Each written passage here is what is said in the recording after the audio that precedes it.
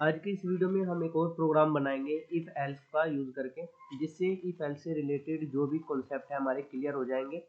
तो आज की इस वीडियो में हम एज से रिलेटेड यानी कि हम ये चेक करेंगे कोई बंदा वोट डालने के लिए आ रहा है, उसकी एज एलिजिबल है वोट डालने के लिए या नहीं। तो उसके लिए हमें इफ़ और एल्स के जो कॉन्सेप्ट हैं उनको यूज़ करना पड़ेगा। तो पहले हम एक यहाँ पर वेरिएबल डिक्लेयर कर लेते हैं एज नाम का, और इसके अंदर कोई भी हम एक वैल्यू असाइन कर देते हैं। जैसे हमने यहाँ पर असाइन कर दी है 16, और यहाँ पर हम इफ कंडीशन लगाते हैं, और कंडीशन में हम ये लिखते हैं कि अगर उसकी एज 18 है या 18 से अबो है, तभी हमें उसको ये अथॉरिटी देनी है कि वो वोट डाल सकता है, अदरवाइज वो वोट नहीं डाल सकता है। तो कंडीशन हम क्या लगाएंगे, अपना एज जो वेरिएबल है वो डिक्लेयर यहाँ पर यूज करेंगे, और यहाँ पर बताएंगे कि age should be greater than और इक्वल टू 18। अगर ये कंडीशन सेटिस्फाई हो जाती है तो इफ की बॉडी के अंदर हम मैसेज प्रिंट करा देंगे। मैसेज क्या प्रिंट करा देंगे, यू कैन वोट, या फिर ये कर देंगे you are eligible for voting. ये हम यहाँ पर मैसेज प्रिंट करा देंगे। ये मैसेज कब प्रिंट होगा, जब ये जो एज की वैल्यू है वो 18 होगी या 18 से ग्रेटर होगी, तभी ये वाला मैसेज आउटपुट स्क्रीन पर प्रिंट होगा। अगर ये कंडीशन फॉल्स हो जाती है, कंडीशन फॉल्स कब होगी, जब एज की वैल्यू 18 से छोटी होगी। तो यहाँ पर हम मैसेज प्रिंट करा देंगे एल्स की बॉडी के अंदर, sorry you can not eligible for vote, sorry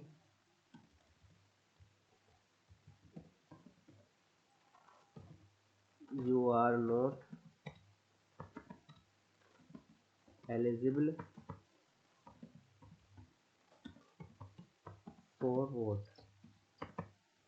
तो इस तरह से हम इफ एल्स को यूज करते हैं। देखिए सबसे पहले क्या होगा, ये वाली कंडीशन चेक होगी। अगर ये कंडीशन ट्रू हो जाती है तो इफ की बॉडी के अंदर जो हमने कोडिंग की हुई है, जो लॉजिक लिखा हुआ है, वो एग्जीक्यूट होगा।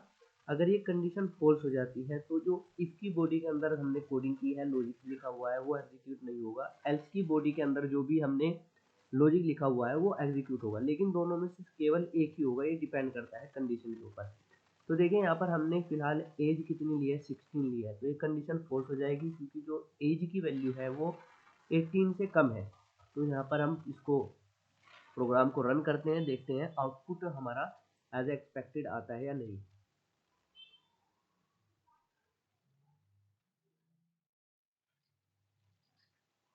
तो यहाँ पर देखिए आउटपुट स्क्रीन पर आपको दिखाई दे रहा है, sorry you are not eligible for vote.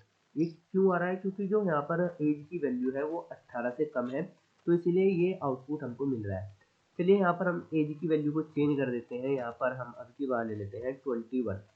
तो अब आप देख सकते हो कि जो एज की वैल्यू है वो बिल्कुल इस कंडीशन को सेटिस्फाई कर रही है, क्योंकि एज की जो वैल्यू है, उस बंदे की जो एज है वो 18 से ज़्यादा है। तो इसका मतलब क्या हुआ कि वो वोट डाल सकता है। तो अब हमें इसको क्या मैसेज प्रिंट कराएगा ये compiler, you are eligible for voting. तो इस प्रोग्राम को हम रन कर लेते हैं और देखते हैं आउटपुट हमको क्या मिल रहा है। तो देखिए आप यहाँ पर देख सकते हो आउटपुट हमको वही मिल रहा है जो कि आउटपुट आना चाहिए था, you are eligible for vote. तो इस तरह से हम इफ एल्स के जो कंडीशन होते हैं, कंडीशन बेस्ड, इसको हम कंडीशनल स्टेटमेंट बोलते हैं। इस तरह से हम इसको यूज कर सकते हैं जब हमें दो में से कोई एक लॉजिक को एग्जीक्यूट कराना हो। तो आई होप कि आपको समझ में आ गया होगा कि इफ एल्स को हम कैसे यूज करते हैं। आज की इस वीडियो में सिर्फ इतना ही रखते हैं। आने वाली वीडियोज में जो सी शार्प के दूसरे टॉपिक हैं उनको हम डिटेल में डिस्कस करेंगे।